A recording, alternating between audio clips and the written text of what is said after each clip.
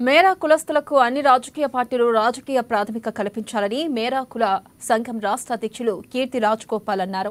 ఇక ఆగస్టు 18న మేరా కుల సంఘం ఎన్నికలు జరుగుతాయని ప్రతి ఒక్కరూ పాల్గొని ఓటు హక్కును వినియోగించుకోవాలని కోరారు.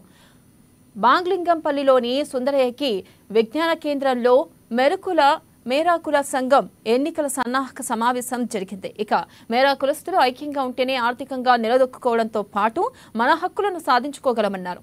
బేసజాలకు పోకుండా మేరా కులస్తులకు అంతా ఏకమై ఒక తాటిపైకి రావాలని కోరారు. కుట్రలు కుతంత్రాలకు స్వస్తి పలికి ఐక్యంగా ముందుకు సాగాలని సూచించారు.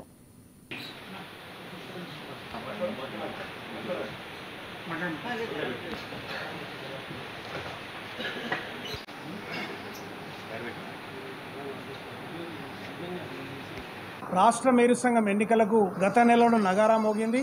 1వ తారీఖు నుంచి 4వ తారీఖు వరకు నామినేషన్ల పర్వం కొనసాగింది.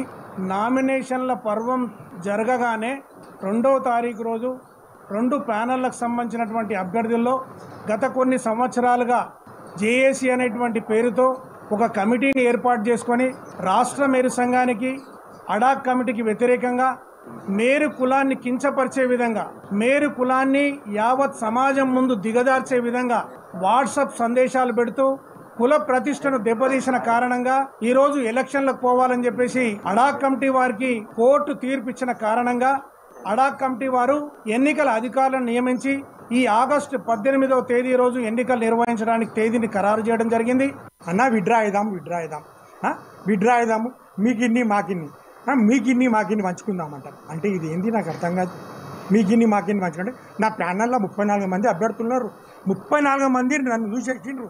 నేను ఆ 34 మంది విడిచిపెట్టి 15 మంది మీరు 15 మంది అంటే ఇది ఏందన్న, ఇది మీరే చెప్పాలి. ఇక నేను మీ దానికి విడిచిపెడుతున్నా అదన్నీ ఏమొద్దు. అందరం వేరు కులస్థలము రండి, ఎలక్షన్లో పోదాము, కొట్లాడుకుందాము. మీరు గెలిచిన సంతోషము, మేము గెలిచిన సంతోషం.